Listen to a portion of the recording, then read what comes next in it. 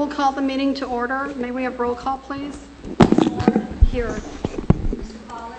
Here. Mr. Wright? Here. Mr. Lopez? Here. Mr. Young? Here. Mr. Sheridan? Here. Thank you. If everyone would check your cell phones and make sure they're turned off, please. The first item on the agenda is approval of the minutes of the April 26th, 2016 meeting. Do we have a motion? Madam Chair, I'll make a motion. Thank you, Second. Mr. Lopez. Mr. Pollak? Is there any discussion? No, ma'am. Seeing none, we'll call the vote. All those in favor say aye. Aye. Opposed? Motion carries. The next item on the agenda is public comment. This is the time for the public to speak to this board about any item you wish to address with the board. The two items on our agenda tonight regarding the O'Reilly Auto Parts and then a deviation at 261 Kearneyville Way. Both of those items are public meeting items and are not public hearing items. So if you're here to speak on those items, this would be the time when you would need to do so. I have a list of requests from about 8 different folks to speak, all on one item.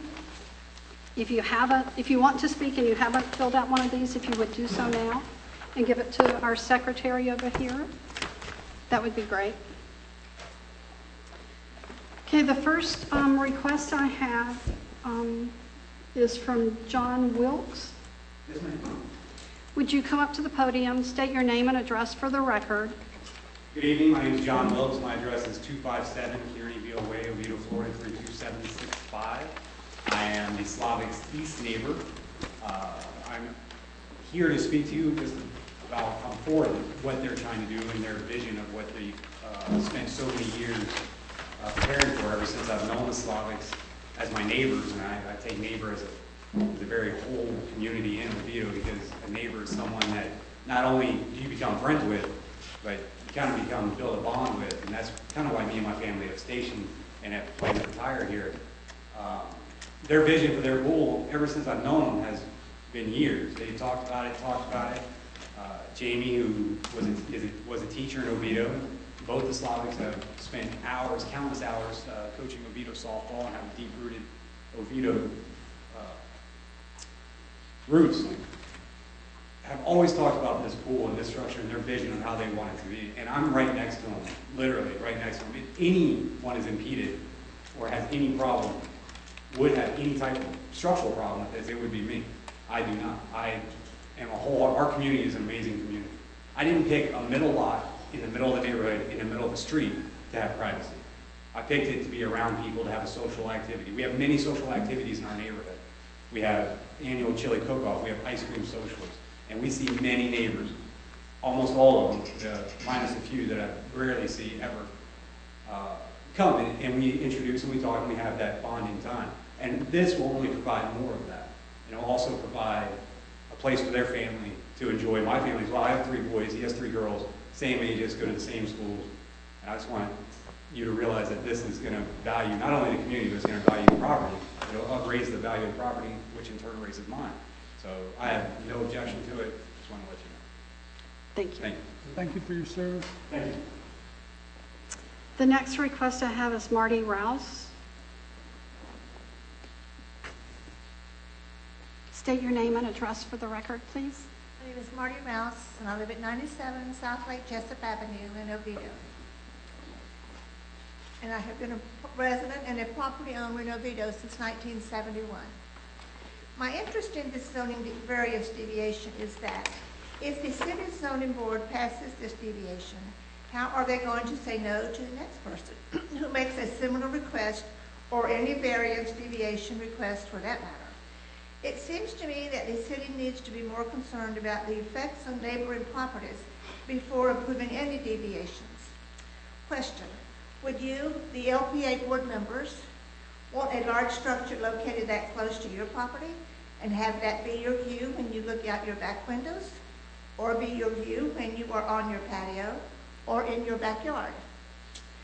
My understanding is that Joni and Mark are not objecting to their neighbor building the cabana, just to the size of it, having it too close to their property, and the fact that it needs a zoning deviation for it to even be built. In keeping with the character of the neighborhood, please find an alternate location where it will not be an eyesore to the surrounding neighbors and will not exceed the limits of their property.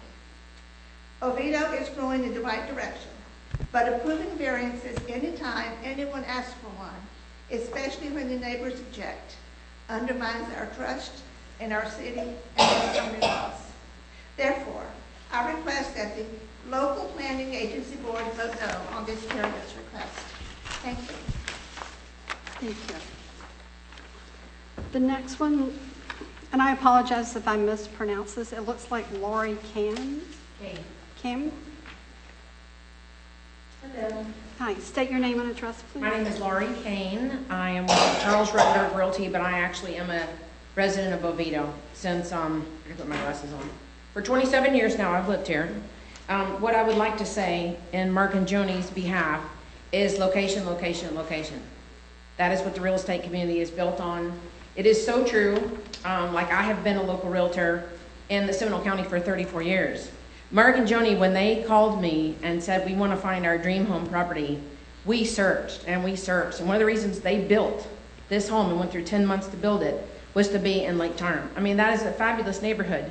And they wanted a house with a bigger yard. So anyway, they built their dream home there. And of course, they had assurances when they were there from the HOA community and stuff that these large lots would not be compromised, okay? I think personally, from my personal I'm not an expert, but when you build a structure that is this large, it definitely changes the property value. It does. Because when we have setbacks for a reason, and I think when people come home after a hard day of work and then they want to relax in their backyard, and they walk right out their backyard and then they see this very, very large structure. It is a huge structure. Actually, when Joni told me that the HOA passed it, I was shocked. So, but anyway, I guess that's another whole subject automatically. But anyway, it does affect their property value. I'm just here to tell you, I sold 47 houses last year, and I think it's going to make it much harder for them to resell this house in the future with something that's this big. I mean, this is just not a small thing. And I kind of feel like, from my perspective, Oviedo is a great place. We've lived here a long time. I mean, I've raised my kids in this community, but if we continue to just kind of let things run amok, I mean, I know that's an emotional aspect, but let me tell you, it does affect property values in this town. So anyway, as their realtor, when I heard this, I was very, very upset for them because they put a lot of effort into building in this community. So I would not be for it in its current state. But I also live here too. So thank you so much. Thank you. The next request is from Judy Gracie. Hi, state your name and address. My name is Judy Gracie. I live at 932 Foxfire Trail here in Oviedo, and I've lived there for 44 years. I am here to speak against the approval of this deviation. As I was reading through the packet for this meeting, I became disturbed over what I perceive as the inability of the little person to really have their voice heard and fervently tried to be understood. It seemed to me that at every turn, the adjacent property owners, Mark and Joni, were having their efforts to obtain even just a compromise with the Slavics, not even given due consideration. And that, in my opinion, is unreasonable, as the hardships that the Slavics cite are created by them. They created the hardships themselves. I kind of look at this as like a David and Goliath scenario. There are other options which would not require a deviation, and they are all perfectly legitimate options. I know I would not want to have this structure looming over my backyard. As a long-term resident of this city, it's a bit scary to discover that a variance of this magnitude involving a structure of this enormity could actually happen in a residential area, that it would have such an adverse impact on at least 2 adjoining properties. Families move to Oviedo and purchase their dream homes and naturally know that the ordinances that are in place, the rules, the regulations that are in place are there to protect them, their community, their neighbors, and their neighborhoods. They just can't be changed willy-nilly. They're there for a purpose, and people buy their properties knowing that they are there and in place and expect protection. We expected that when we bought our property here 44 years ago. And it would be a wonderful message to send to the citizens of Oviedo that their voices and their concerns really do matter, that issues are decided equitably. Our motto, as stated on the city website, is growing in the right direction, not growing in any direction. So in closing, please stand up for Oviedo and vote no for this deviation. Thank you. Thank you. The next request is Catherine Harold.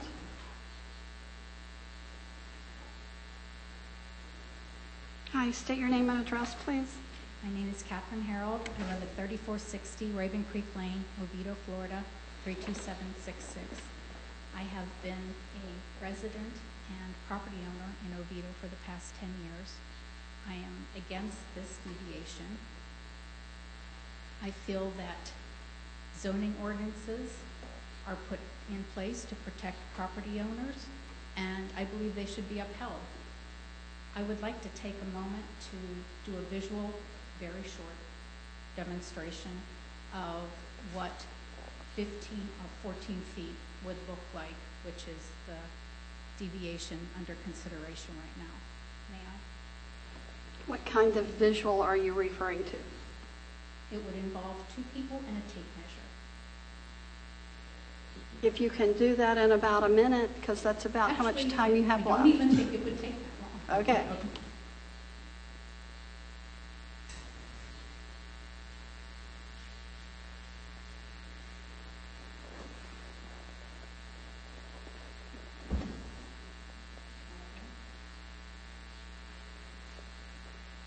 He is almost 6, he's just over 6 feet tall, and he's 2 feet wide. If you would just come forward now.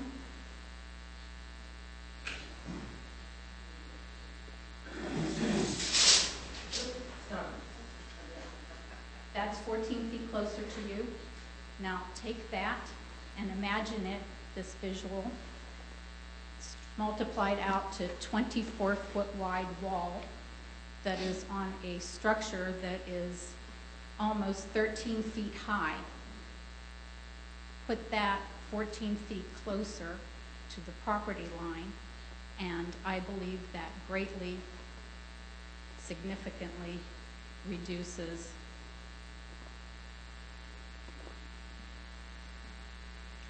the intrusion on the property. I hope you'll vote no to this Thank you. deviation. Thank you. The next request is from Ernesto Hurtado. Yeah. Okay. Hi, State your name and address, please. Ernesto Hurtado. I'm a retired Metro Dade police officer. I moved here 5 years ago. We bought the house I had built. I'm on 1354. That was found moved. I'm right behind the pool. And I'm proposing this very large structure. My fence is 6 foot tall, so this thing is going to be sticking 7 feet over. And as you can see, my house right there on the corner, I'm going to be sitting in my backyard looking at what looks like an apartment, basically, just a few feet from my fence. Another concern I have is, I assume, I don't know the specifics, but I assume that this has a solid back wall and it's covered. I grew up in Miami, and I'm well aware of hurricanes. I lived in Miami from 1964 through 1997. I've gone through all of them, most major, including Andrew. God forbid that wind gets underneath that building that's huge. The air is going to go to the sides and up. It's going to rip that roof off that's going to land in my house and Mark's house. That's a big concern. I do not want such a, I'm not opposed to them building whatever they want to build on their property, as long as it doesn't intrude on other people and on me, especially when I'm sitting. I'm going to have this huge thing sticking out of, and so close to the fence, it's even going to look bigger than what it actually is. I thank you for your time. Thank you. The next request is Mark Raspberry. Hi, state your name and address, please. My name is Mark Raspberry.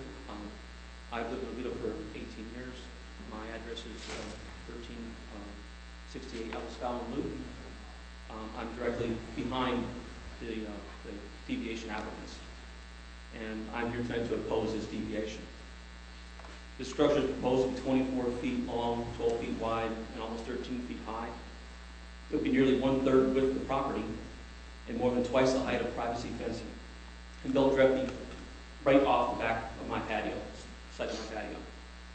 Zoning ordinances require a 25-foot setback for structures over 120 square feet, because the city recognizes that larger structures have a greater impact on surrounding properties.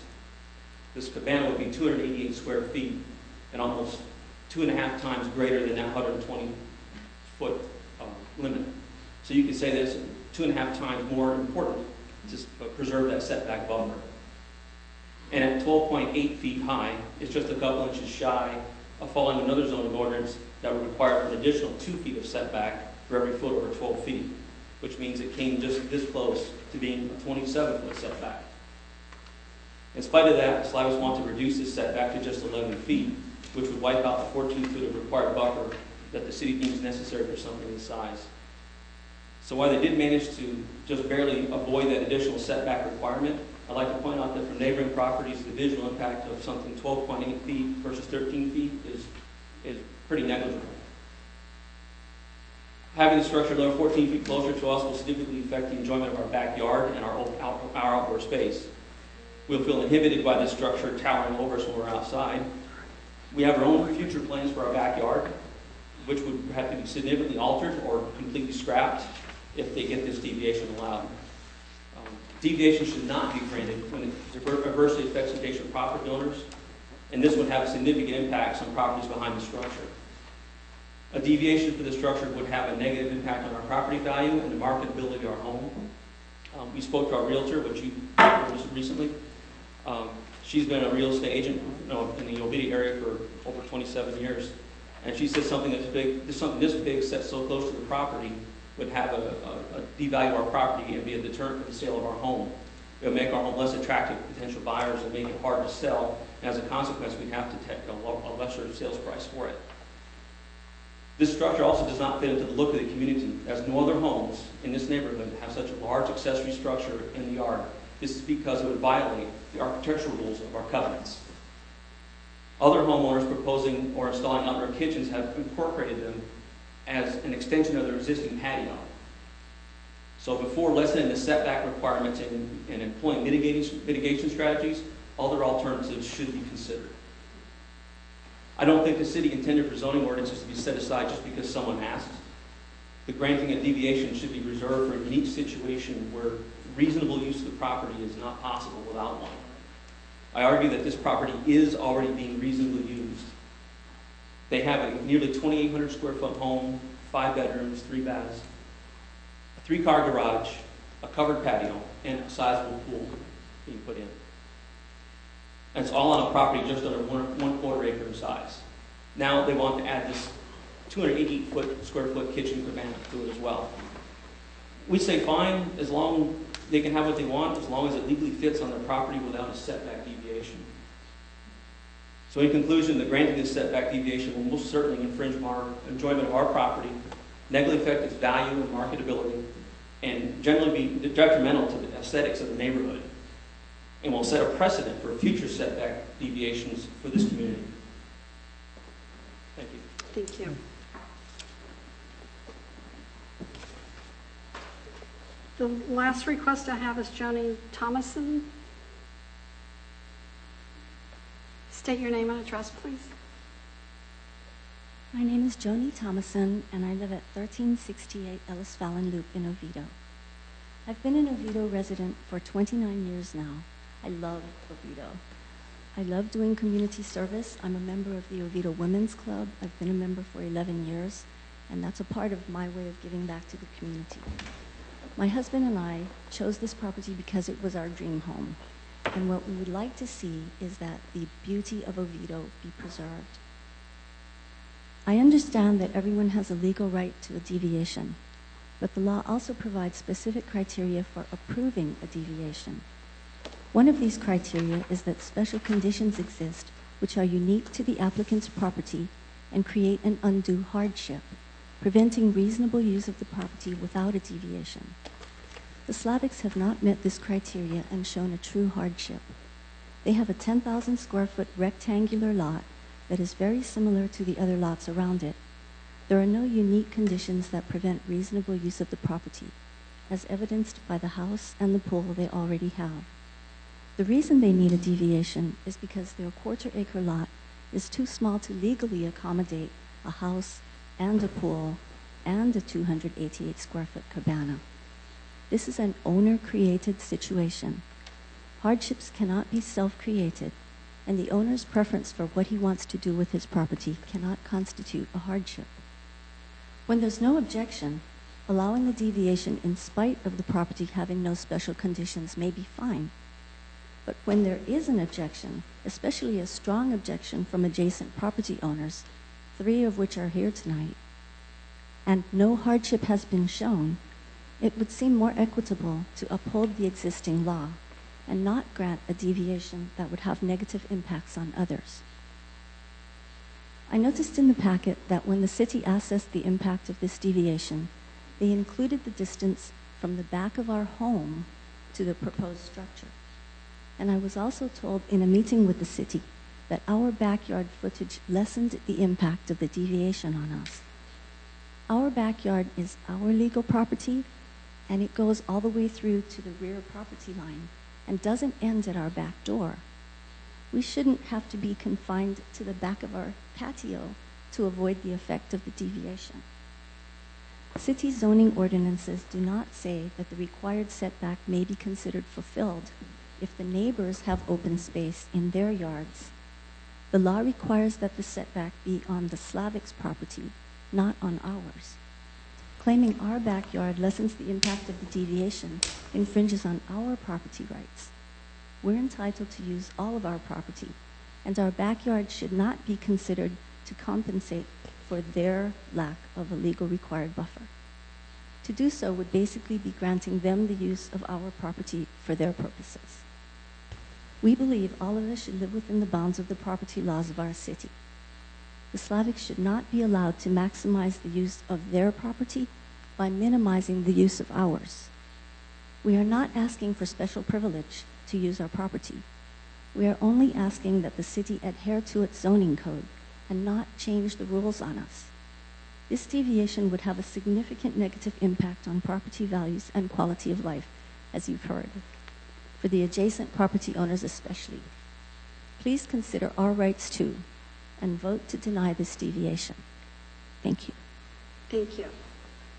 That was the last written request I have. Is there anyone else here wishing to speak?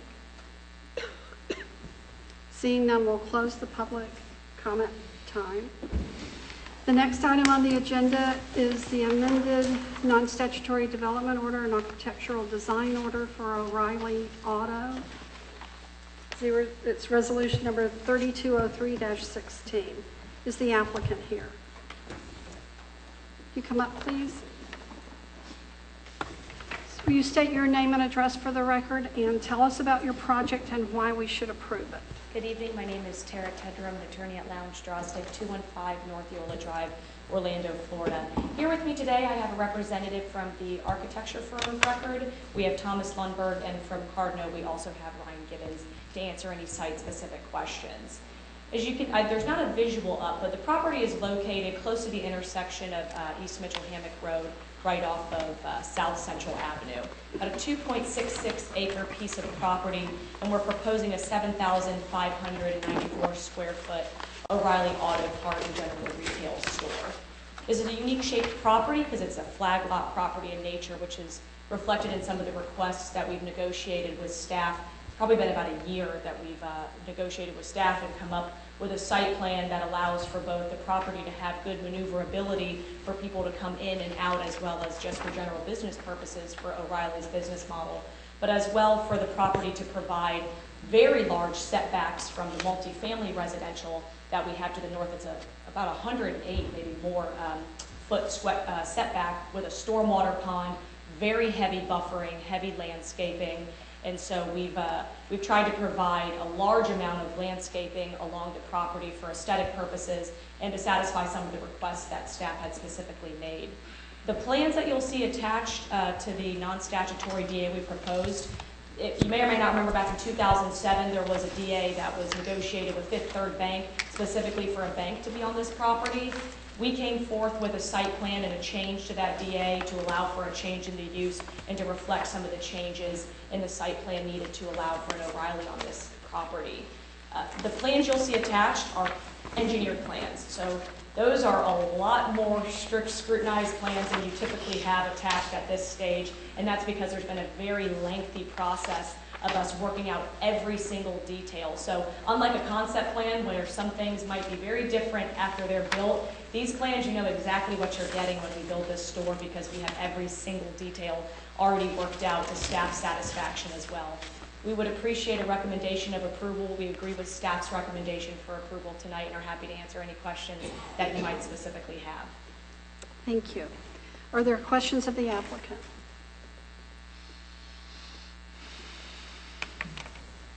Thank you. Thank you. Do you hear from staff? Thank you, Madam, and members of the LPA board. This is my first time, so I'm very excited.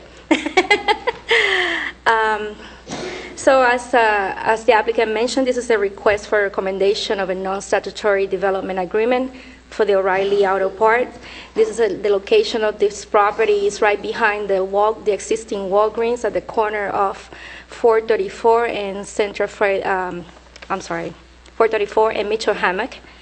The property is approximately 202 acres and 66, and it is approximately 288 feet north of that intersection of Mitchell Hammock and 434.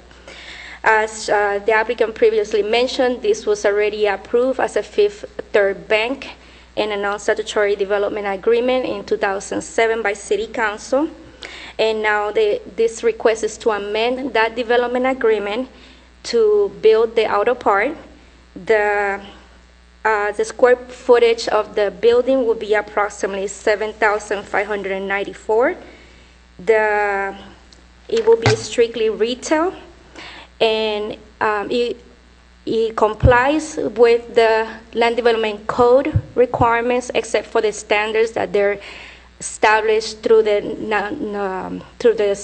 non-statutory development agreement. Some of them have to do with architecture, and some of them have to do with site. In the architectural, there are two negotiations of Fox windows at the north side for this secondary facade. And the second one is for the mechanical equipment. Instead of providing the 12-inch screening wall to provide 1 inch taller, the equipment will be completely covered by the proposed roof. The equipment will be inside, kind of like inside of a square, so it would not be visible from any angles of the building. Site-related standards, there will be a reduction to for the front setback from 25 feet to 11 feet. Also, we will allow parking lot on the front of the building in compliance or to be in conformity with the existing Walgreens, and to allow the access from one property to the other. The fourth standard will be to provide 30 feet wide driveways instead of what the downtown requirement of 20. Also to allow curbing only on the entrances of the parking lot and not throughout. As far as buffer yards, the north buffer yard is requesting a reduction between 1 and 20, since the north road of the property is already existing. The applicant desires to keep it, the access. As the applicant mentioned, they will be providing heavy landscape in between that buffer and the pond. On the south buffer, they are requesting a reduction from the 7 trees that are required to 4, and from the 10 required large trees to 4. This is to be to utilize that buffer in a better way, since Walgreens already have existing vegetation, so and it would allow them to have a better maneuverability on the parking. And the last, no, I still have 2 more. On the west side, also a mitigation of the 7 trees that are allowed on the access to the south to Mitchell Hammock. This was part of the agreements that were discussed with staff to allow these standards, to allow the applicant to improve the south access from Mitchell Hammock in between the Walgreens and the existing bank, to improve that access with a sidewalk and trees. So there will be a sidewalk connectivity from the south into the property. And least on the east side is requesting a reduction of trees from 14 to 9. It is a staff recommendation that the LPA recommend approval of the non-statutory development agreement with the site plan and architectural design order. If you have any questions, I'll be glad to answer. Thank you. Are there any questions of staff?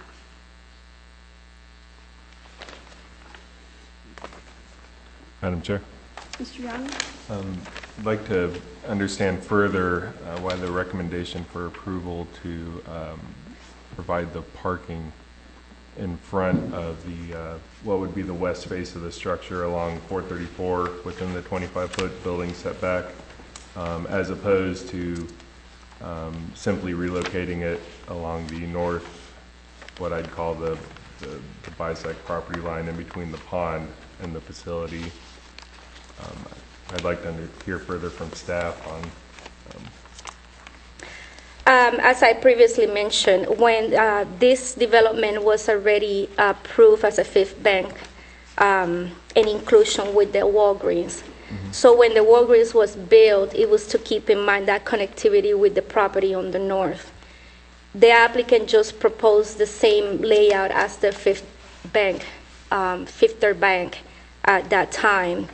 And being that now we have a residential development to the north that was not part of when the Fifth Bank was approved, we felt that the pond would be a less invasive use than moving the parking lot to the north. Well, I was referring more to just the one strip of parking within the 25-foot setback, specifically what the deviation is asking for. Yeah, and as I said, it's to also to allow the connectivity. The board is open for discussion on that matter, but staff felt that because this was already considered as is, and the applicant is proposing what was already approved, that we had no objection.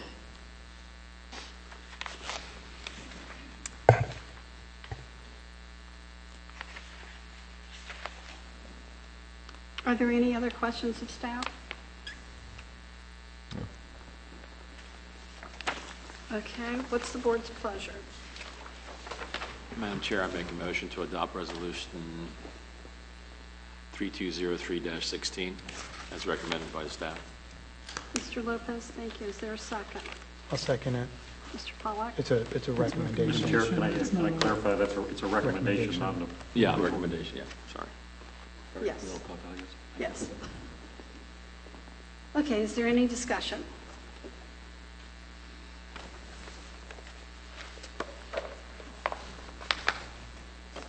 All this going on and everybody's quiet? My goodness. That's surprising. We kind of approve this sort of. Well, I will say this, your building looks nice. I appreciate the fact that you've, for lack of a better term, decorated it some. So it's not just a plain stucco building. And you've made some concessions with staff for the cross-access and sidewalks and things like that. I appreciate the effort you went to with that. If there's no other discussion, we'll call the vote. All those in favor say aye. Aye. Opposed? Nay. I'm sorry, was that a nay? Yes, Matt said nay. Penny, that's one nay. The motion carries. The city council will consider this item on which day? June 20th, I believe? Yes, June 20th. June 20th at 6:30 in these chambers. Good luck with your project.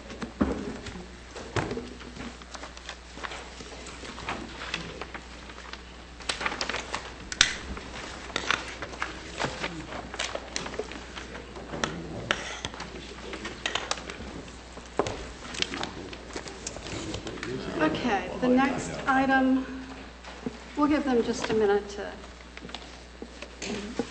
move around and then we'll get started. This one, because they have the packet, they have it.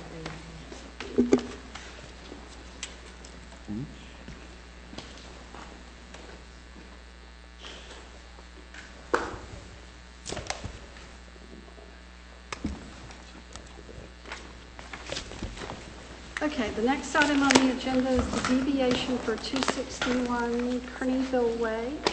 Is the applicant present? Okay, will you come up to the podium, please? State your name and address for the record. Tell us about your project and why we should approve. Okay. Thank you so much for your consideration this evening. My name is Tim Slavic. This is my wife, Jamie Slavic. We live at 261 Kearneyville Way in Oviedo, 32765. We appreciate, again, your consideration of our project, our dream, as we refer to it. And I will tell you a little bit about ourselves as well. We, too, give back to the community, and we feel some extraordinary ways. My wife, Jamie, is the commissioner of Oviedo Babe Ruth softball.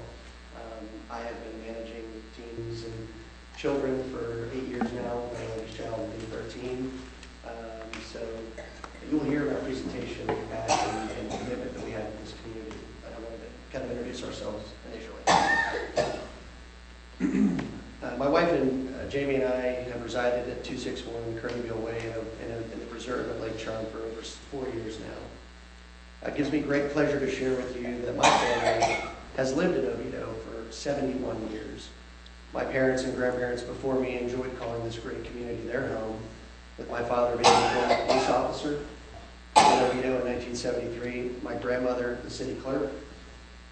Our family has deep roots, with my grandfather owning and operating the only service station in Oviedo, where the new townhouse now sits. I tell you this because our family appreciates what this city and community has represented for many years before me and my wife, and still does today. That is a place where a young couple can build a home, raise a family in an area that embraces and supports a family-friendly culture. I don't have to remind you of this, but I would like to remind those in attendance that in 2011, Family Circle magazine rated Oviedo as one of the 10 best towns for families. This is no surprise to me or my wife Jamie, but has been validated on a national level and remains one of the many reasons why families from all over this country look to relocate to our great community. My wife Jamie and I, along with our 3 children, Haley, who's 13, Madison, who is 10, and Ella, who is 4, are very excited to create a family space in our backyard that aligns with and reveres the same values previously mentioned, but still respects our neighbors around us. Our dream includes a pool with an adjacent outdoor kitchen living space that is only 12 feet deep and 24 feet in length. When we began thinking about this project years ago, we not only had to consider the features that we wanted, but also how this concept might impact our neighbors as well. While the sounds of children playing are not uncommon in Oviedo neighborhoods and backyards, we decided to alter our engineered plans to include a solid back wall, as opposed to a completely open-air structure, to help reduce sound and increase privacy. We also plan to include a considerable amount of mitigating landscape of bamboo plants and multiple canopy trees along the back fence line to further shield our kitchen area from view. My wife Jamie's going to hand each of you a packet, and we've got some exhibits that we'd like to share with each of you.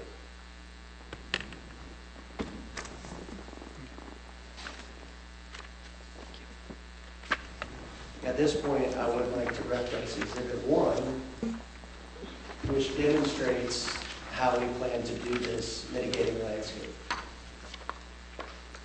This natural foliage will look significantly more appealing than an alternative structure, such as a massive screened enclosure with no landscaping. If you turn around and look behind you, the lot in the lower right-hand corner is an example of this. We will also be fencing in our yard with a 6-foot white vinyl fence to add even more privacy and separation. Additionally, the structure will be a mirror image of our home, with roof shingles, stucco finishing, matching paint color, and stonework on the columns to add beauty and value. That's Exhibit 2, please reference that. Our thoughtful and considerate approach to this dream project for our kids will be realized at substantial increased expense to us, but these changes are the right thing to do in keeping with the values of what has made this community great, and we're willing to take that responsibility on. We've spoken to many of our neighbors and have their support, and we have also brought with us today a couple of letters that demonstrate that support, Exhibit 3. I would also like to add that we have reached out to the opposing party neighbor, Mr. Raspberry and Mrs. Thomason, but they have chosen not to consult with us on this matter, and that is referenced in Exhibit 4. With that said, I would like to take the opportunity to address some of the opinions they have shared with everyone else except for us. The opposition party to this deviation has made reference to neighborhood compatibility and our HOA Architectural Review Board not approving of our project because we were seeking a deviation of variance to existing codes. There was some confusion from the HOA and our team, but after speaking to us directly, unlike the opposing party has not done, they have now reaffirmed their support of our project based on gaining approval from you, the LPA. That is also in Exhibit 4. There are, in fact, structures, playhouses, within our neighborhood that are higher than 9 feet tall and visible from multiple streets. Not behind fence, that have been approved by the HOA. Exhibit 5, please. With regard to our structure, quote, giving the feeling of business district with warehouses in the backyard is simply inaccurate. As previously mentioned, we are not building a 2-story metal building to park an RV in, or as some has referenced prior, an apartment. Quite the contrary. As previously mentioned, we are proposing a structure that will be 12.8 feet high and look exactly like our primary house structure with matching color and finishing. They have also made reference to us infringing on their privacy. As an interior lot homeowner with a 2-story house, our primary structures alone are more intrusive than the addition of what we are proposing. This neighbor can very easily see into my backyard with our children will be swimming by simply looking out of their 2nd-story bedroom window. In fact, we are increasing the level of privacy that they and we will have following the completion of this project. As I mentioned before, we have considered many options and made changes to our plans to protect the value of our properties, that means everyone around us, as well as the potential impacts to our neighbors. We are willing to lower the height of the structure to 12 feet, but sliding the structure to the west on our property only changes the location, but does nothing to decrease the deviation requested. The current placement of the structure was thoughtfully positioned where most foot traffic would occur coming out of our lanai doors, and with it being the widest portion of the pool deck area. This also keeps that foot traffic closest to the shallow end, which was a very important safety issue for us as well. With that said, our structure will be 67 feet from the rear of the opposing party's primary structure. They have a neighbor who's already spoke tonight with a pool approximately 10 feet from their primary structure to the west on lot number 82, which they have had no problem with, and actually like the foliage that has been planted to mitigate sound and view. Exhibit 6 demonstrates that neighborhood. Ironically, we are trying to achieve the very same look and goal with a much greater distance between us. The opposing party also mentions trees being planted behind the structure to be, quote, problematic and may cause health and safety issues with roots impeding drainage.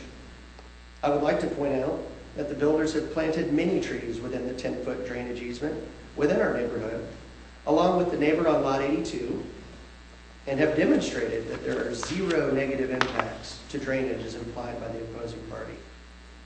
The property line and easement between our homes is the highest point on this side of the neighborhood and actually directs runoff down the side easements, along the houses, and towards the neighborhood streets. Exhibit 7. In closing, we sincerely appreciate your thoughtful review of our deviation request.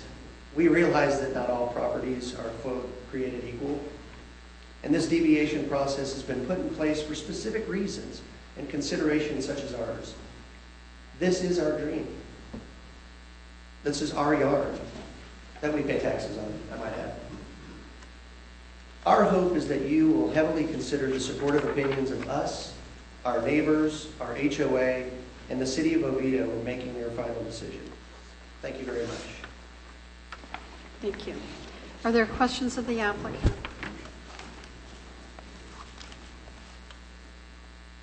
Okay, may we hear from staff? Thank you, Madam Chair. This is a request for a 56% deviation to the required 25-foot minimum setback requirement of Section 4.15A5, detached residential accessory structure of the City of Oviedo 2006 Land Development Code, to allow the construction of a covered 288 square foot outdoor kitchen structure to be no closer than 11 feet from the rear property line. The applicant and owners are Tim and Jamie Slavic. The subject property is located at 261 Kearney Beale Way in the Preserve at Lake Charm subdivision. The property has a future land use designation of low-density residential and also has a R1 zoning district. The applicant wishes to construct a covered 288, which is 12 feet in width and 24 feet in length, square foot outdoor kitchen structure with a height of approximately 12 feet and 8 inches to the rear of the principal building structure. The proposed covered outdoor kitchen structure is 11 feet away from the property, and it encroaches 14 feet into the minimum required 25-foot rear principal structure rear setback.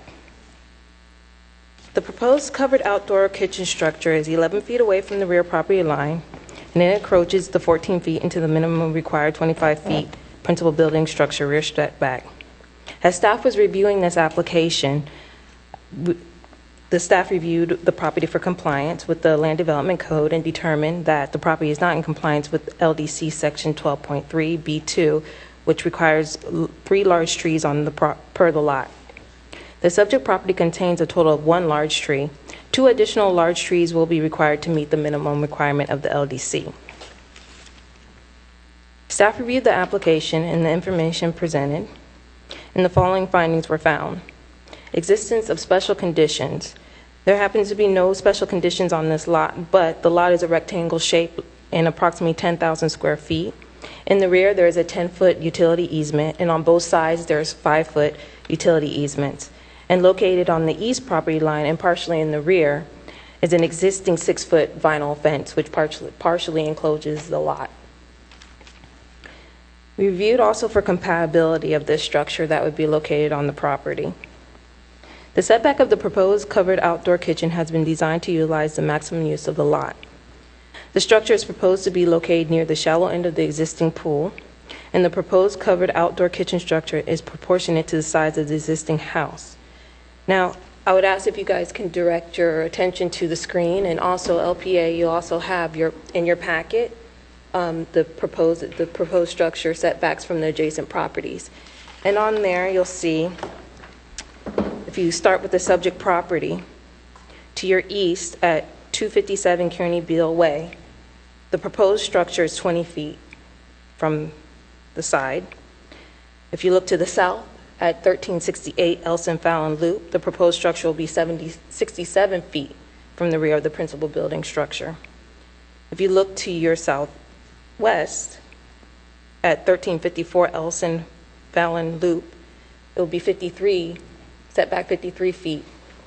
And then if you look to the west, the structure will be set back 76 feet. The houses to the west and south of the subject property are enclosed by a 6-foot tall vinyl fence, and currently the subject property is partially fenced in by a 6-foot tall vinyl fence. The applicant plans to fence in the remaining unfenced portion of the property. The property located to the south of the subject will be partially fenced in by a 6-foot tall vinyl fence. Thus, the proposed deviation scale and intensity are compatible and should not have adversely impact land use activities on adjacent properties. Now, in your packet also, with this second packet that you had, there's also a picture for mitigation, just to give you all a visual of what possibly could happen if they're planting bamboo in the rear and also trees in the rear, placing the 2 trees that are required by the LDC in the back. The applicant intends to erect a 6-foot vinyl fence and plant various types of annual flowers, bamboo, and 2 large trees around the subject property to mitigate the look from surrounding homes. Also, the covered outdoor kitchen structure will match with the existing principal building structure. The covered outdoor kitchen structure will have the same stucco, stone, shingles, and trim as the principal building structure. Protection of environment-sensitive areas. The proposed deviation is not necessary to conserve and protect the environmental sensitive areas. The only minimum deviation granted, this is the requested deviation that they're requesting. It's the requested 14-foot deviation to the required 25-foot minimum principal structure rear setback requirement provided in LDC section 4.15A5. Detached residential accessory structure is the minimum deviation necessary to accommodate the applicant's request. For open space and other facilities, the applicant will not decrease the requirement of the open space. The applicant's remaining open space percentage will be approximately 43%. Now, I will ask that if LPA can approve the 11-foot 56 deviation to require 25-foot minimum principal rear setback requirement of the LDC 4.15A5 detached residential accessory requirements to allow the construction of a 288 square foot outdoor covered kitchen with seating with a minimum setback of 11 feet with the following conditions. The conditions that are provided in the packet here, the applicant shall erect a 6-foot fence and plant 2 large canopy trees per the requirement of the LDC section. The applicant shall plant bamboo and annual flowers through the entire of the rear lot. The applicant shall construct the covered outdoor kitchen structure to have stucco, trim, stones, and shingles matching the principal building structure. Now, I'm going to refer this to Deborah Pierre, planning manager, to discuss some of the letters that were sent in opposing this deviation. Thank you, Ms. Bradley. We have a number of correspondence that's provided in Exhibit 6 of your package. If you can take a look at that.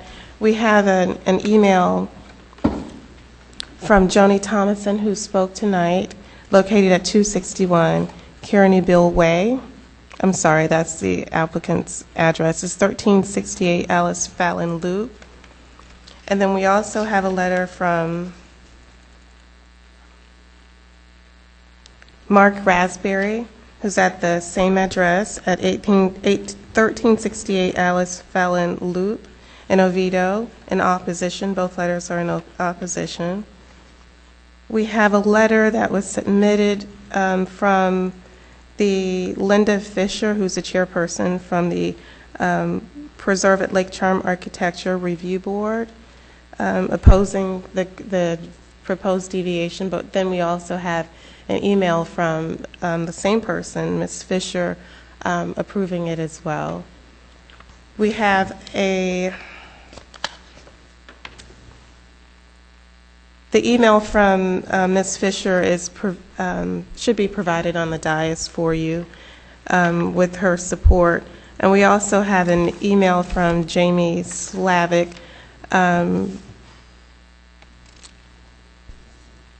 to Mark Raspberry requesting the opportunity to discuss further their vision for their property for this proposed deviation. And that's also an email that's provided for you. And that's the correspondence that we have. Thank you, and this will complete staff's presentation. We are available for questions if you have any. Thank you. Are there questions of staff? Madam Chair, Mr. Sheridan? can you run me real quick again through quasi-legislative versus quasi-judicial and what we're dealing with tonight?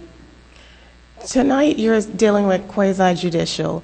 Quasi-legislative would be the comprehensive plan policies, or legislative could be the land development code policies. Tonight this is strictly quasi-judicial, where the board is deciding, and you're the approving authority for this deviation. So you're deciding whether or not the applicant should be granted the deviation. You can also decide whether or not you should add conditions. You can make it smaller. You can, the board can recommend that can approve it in a different location. You all have the ability to add conditions to the approval or deny it. But as long as they've met criteria, we have no legal authority to deny project. We can add extra conditions, but as long as they've met the conditions, we cannot deny. The conditions are set forth in the staff report. You do have a staff report from the staff that says that they have met the conditions, and the conditions is that they have addressed the conditions. So if the board feels that the applicant has not addressed the conditions, then they would need to state that, the board would need to state that in your recommendation and cite a code that would assist you in that recommendation or denial of the deviation. Thank you. You're welcome. Are there any other questions of staff? Madam Chair. Mr. Wright? Just speaking of, in general terms of accessory structures, understanding our land development code, if this was a screen enclosure for a pool, it could be 14 feet high and up to 7 feet from the rear fence. That's correct, if it was a screen enclosure. If this was an accessory structure that was less than 120 square feet, we wouldn't be here tonight. And secondly, if this was 220 square foot buildings, we would also not be here tonight because they could go up to 5 feet from the rear property line to a height of 14 feet. If it was 120 square foot structures not exceeding 12 feet in height, we would not be here tonight. Where's the 12 feet in height? Because I thought it was 14 and ours 12. No, it's actually 12 feet in height. It's Article 4. Article 4.15. 5. Under accessory structures. So if they could build... I guess what I'm reading, I'm sorry, I apologize. It's they could build 3 structures. Correct, it's 12. It's the pool deck the pool screen is 14 feet high. So and they could actually build not just 2, they could build 3, 4, 5. There's no limit on the number of structures. The only limit is the amount of open space that's required for the property. And for a single family, it's 25%. So as long as they meet that, they can build structures in the back of their yard, accessory structures not exceeding 120 square feet each. Okay, thank you. Understanding that then, if this obviously the condition here that we've seen most of the opposition for is the size. If this was two buildings separated by as much as even 6 inches, this would not be requiring of a variance at this point in time. That is correct. Okay. Okay, thank you. Are there other questions of staff? Okay, what's the board's pleasure? Madam Chair, Mr. Wright. I'll make a motion to recommend approval of, well, actually, to approve the deviation for, apologies, I don't have the address in front of me. 261 Carneyville Way. Thank you. And Make is, a motion to approve the deviation for 261 Carneyville Way. and is that approved? As discussed by staff and with the recommendations for, that staff has recommended for mitigation purposes. Okay, is there a second? Second. Mr. Sheridan? Is there any discussion?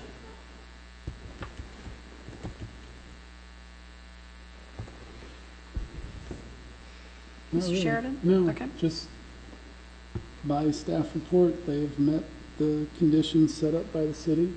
So I have, whether I agree with or not, I feel I'm bound to go with the project the way it's written. Well, I think staff made it clear that they've addressed the issues. I think it's up to the board to determine whether or not we think it's compatible with the LDC. And the 288 square foot structure that's been proposed is certainly much larger than what would currently be allowed without a deviation. And I understand that they could build 2 or 3 structures there, which would not be very pleasant, I assume, for some of the adjacent property owners if that were to occur. But I don't see that a 288 square foot structure, accessory structure that close to the property line is compatible with the neighborhood or with the LDC. Certainly if it was reduced in size somewhat, it, I guess, would be more palatable and more conducive to some mitigation measures to make it compatible. But I don't see that it's compatible with the neighborhood at this point. Is there any other discussion? Madam Chair, I have to Mr. Lopez? I tend to agree with you. It's definitely oversized for the lot, for the community as a whole. With all the things that you've addressed, I think if they would have considered reducing their size down to meet with current guidelines that we have, I would be in favor of it. Is there any other discussion? I'm interested, Madam Chair. You've indicated that you don't feel it doesn't meet the intent of the LDC, and again, you've indicated that again, you're talking about the neighborhood at the point. I'm really looking where we get guidance in the LDC that states that. How do I help me understand how we're making a determination of what we feel is size, and I'd like to know where the LDC helps me provide that. Where it says that 120 square foot structure would be allowed without a variance. But this is a 288 square foot structure, so it's more than double the size. Correct. And rather than being within the 25-foot setback for accessory structures, it's going to be 11 feet from the property line. Understood. But we also have a mechanism in place within the land development code that allows this to happen. That it is in place specifically for this purpose, that allows an applicant, homeowner, commercial, whatnot, doesn't matter, to be able to come before the city and ask for a deviation in excess of 20, 10, 20, 30, 50%. There is no maximum on this. So while an accessory structure, and again, as you used an example of 120 square feet, that homeowner or any homeowner in this dais at this point could put within 5 feet of the property at 12 feet high, which to me, again, is much more intrusive to have an aluminum shed in my backyard 12 feet high, you know, looking at that over the fence than some type of functional building that matches the decor of the home. So the mechanism is in place. While again, if they put a 120-foot structure, sure, they wouldn't be here today. Right. If they put 220-foot structures here, they wouldn't be here today. But there is a mechanism in place that allows them to do that, and that's where, again, I feel that my recommendation to approve it is based on that. It is an allowable function within our jurisdiction. So, Madam Chair. and it's not a personal opinion at that point. Mr. Pollack? The mechanism is in place. From my opinion, the mechanism's in place for special circumstances. A rectangular lot in a normal neighborhood to put this structure is not, it's not an extenuating circumstance. It's not an odd-shaped lot. It's not, a corner lot where there may be some issues with setbacks on the roads. This is a normal lot. There were specific setbacks for it, and there's specific sizes for structures. Those are in place. And I don't see an extenuating circumstance that would, that they should get a deviation for this. Madam Chair? Mr. Wright? I asked staff that question today. Having sat on previous boards, when we went through deviation requests, there was a mechanism where it was almost impossible to get a deviation or a variance request approved based on some of those conditions you're talking about. So my question to staff, and would ask Ms. Pierre to maybe help me elaborate a little bit, is that the conditions that are put forth when they go through compliance review, again, the existence of special conditions, are not necessarily the same that we did 10, 15 years ago.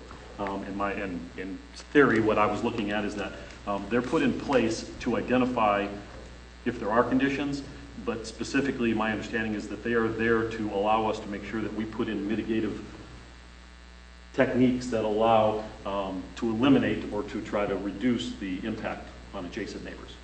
And that it is not a hard, okay, just because it doesn't meet that first criteria, as long as it's been addressed and the mitigative techniques have been used, that is what we gain. And that is why we have seen a difference in the way we approach deviations and variance requests at this point. And this has been passed since we've been on this board. So there is a definitive. So, and again, Ms. Pierre, I don't. You answered it beautifully. So that's exactly what happened. We're not, this is not a black and white thing where just because it's a square lot, just like 85, pulling that number out of my, somewhere. So that anybody that wanted a deviation would not be allowed to have one because they bought a square lot. And I think a good point is the exhibit that we've seen up there is that in this case, the neighbors that feel they're most impacted have a pool that is less than probably 10 feet from their property line. To me, that obviously is a problem right there alone. It is no less intrusive than anything else that I see surrounding the property at this point. Mr. Wright, can Again, I ask? I don't want to use that because that's an opinion at that point. So again, going back to what I was saying is that, to answer Mr. Pollack, I don't believe that you can look at that 7 criteria as black and white. If they don't meet all of them, we can't use that as a basis for approval or denial. So your thoughts are that the mitigative techniques that have been suggested by staff are sufficient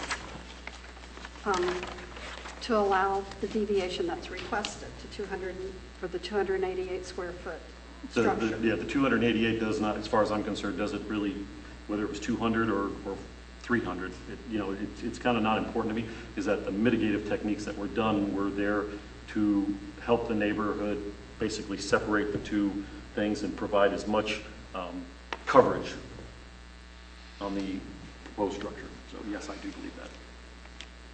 Okay, if I can take that one step further, is that because of the type of the large trees and the bamboo that's going to hide it no matter how big it is?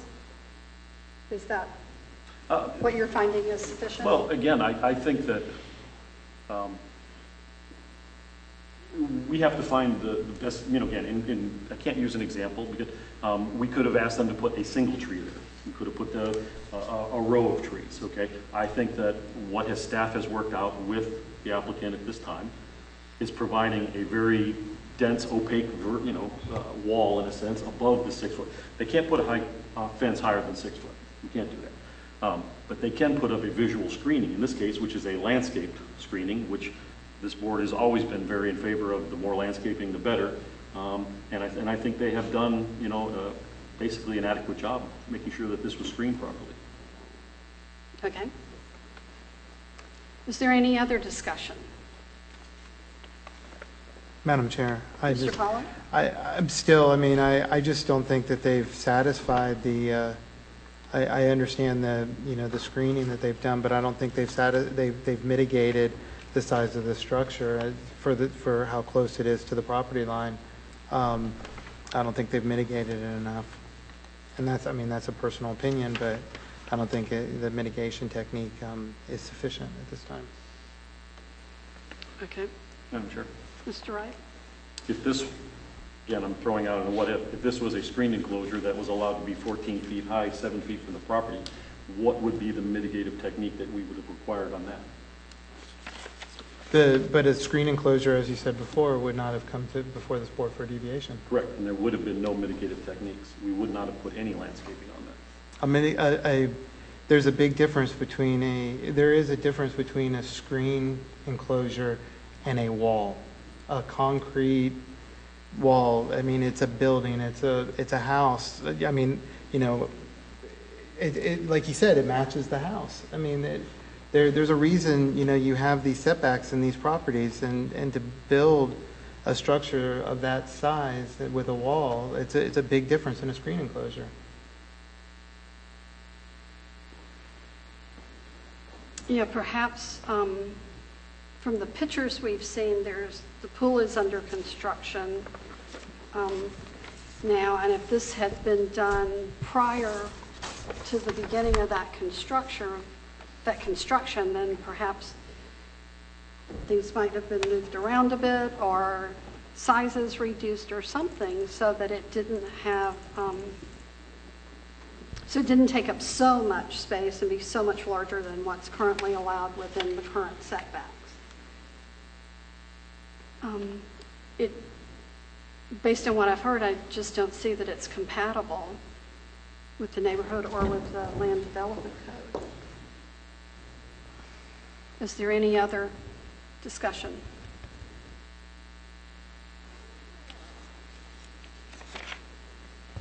Okay, we have before us a motion to approve with the conditions as shown by staff. We'll call the vote on that motion. All those in favor say aye. Aye. Aye. Can we have a show of hands? Is that two? Two. Okay. All those opposed? Nay? Nay. Okay. It fails 4-2. So now the board still has to address the deviation request before us. Do we have another motion? Madam Chair, Mr. Pollack? I'll make a motion to deny the deviation request. I'll second it. Mr. Lopez? Is there any discussion on that motion? Can I have a reason for denial, please? Yes, we have to state a reason for denial. You can't just deny it. For it. I'll state the reason as the mitigation techniques are not sufficient to mitigate this deviation.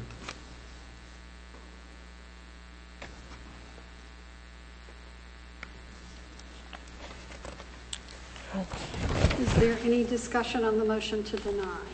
Madam Chair, Mr. Wright? since our recommendation for denial is based on improper mitigation, what would be, I'd ask his opinion of what would be a proper mitigation technique, and whether or not that could be amended to the motion and changed.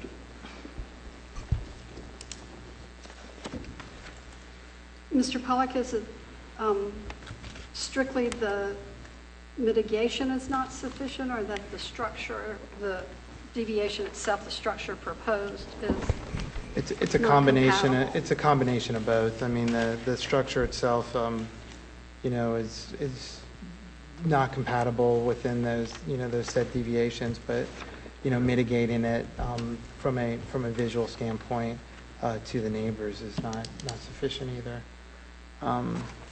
To fix it, you know, whether it be, you know, to make it more open air as opposed to a wall sitting there, but that's not, I mean, that is not why we're, you know, I mean, what we're here for is we're looking at it. I don't think that the structure is compatible, and I don't think that, you know, that they're mitigating it visually. Okay.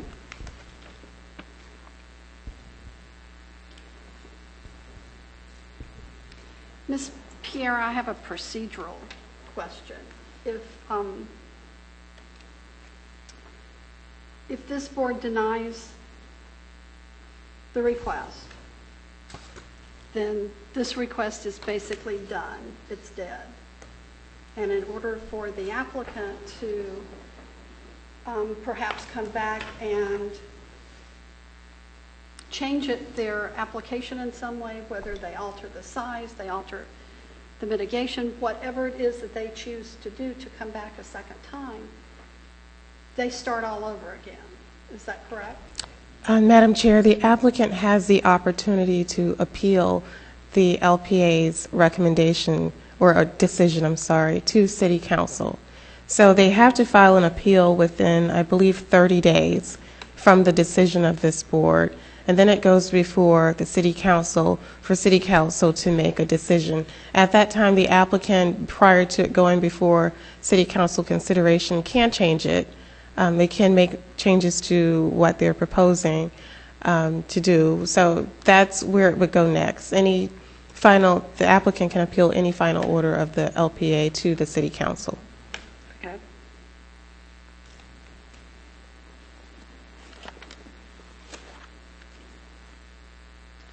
So we have before us a motion to deny the deviation request.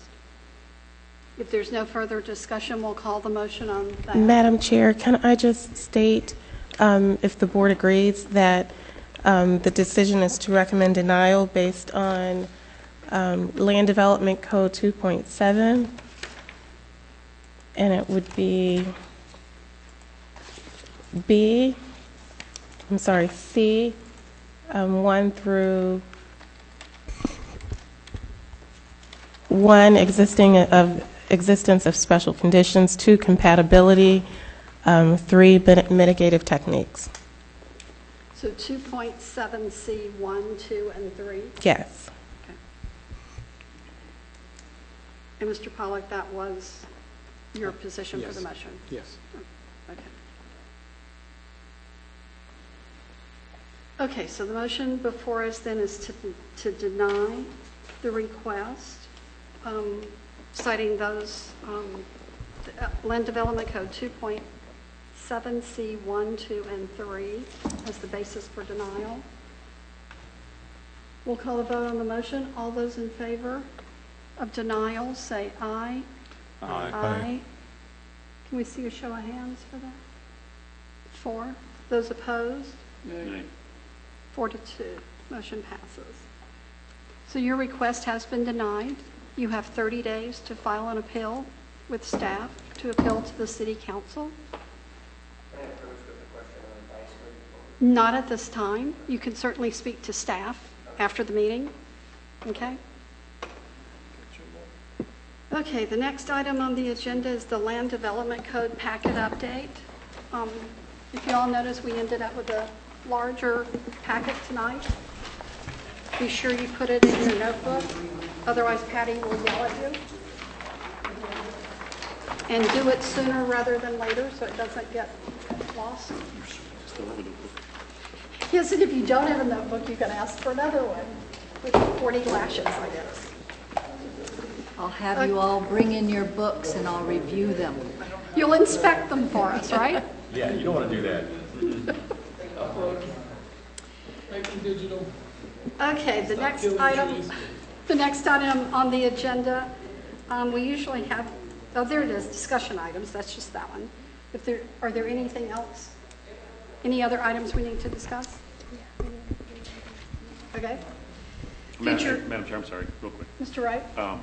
Just in general, I know that I've been approached by another applicant that's been questioning me. I want to let you know that I have denied any contact or communication with them. And I just want to make sure that is basically I don't need to notify anybody at the board, I guess, at this point. I notified staff that these people contacted me to discuss an item, and I basically said I was not interested and I wouldn't talk to them unless they were here. So. Are you talking about an item on tonight's agenda? An item for a future agenda item that they wish to You'll discuss. need to state it at the meeting as well. I replied back under Florida Sunshine Law. I couldn't talk to them. Okay. I did the same thing. I didn't reply back. I didn't either. Too minor. I didn't reply back either. And I'm assuming we're all speaking of Yes. emails. Yeah, I'm not being specific. I just in general. So. Okay. Okay, future meeting dates, Tuesday, June 14th, Tuesday, June 28th, and Tuesday, July 12th are all regular meetings. And as always, if you know you're not going to be here, let Patty know, so we make sure we have a quorum. If there's nothing else, do we have a motion to adjourn? Mr. Sherrod? Second. Mr. Pollack? Mr. Wright, whomever? All those in favor say aye. Aye. Aye. Opposed? We stand adjourned. I'm not counting that one. Did you pass those to Patty? No. No. Did you I need knew a copy of this? Yeah, absolutely. There was no I need justification. that signed by Kathy.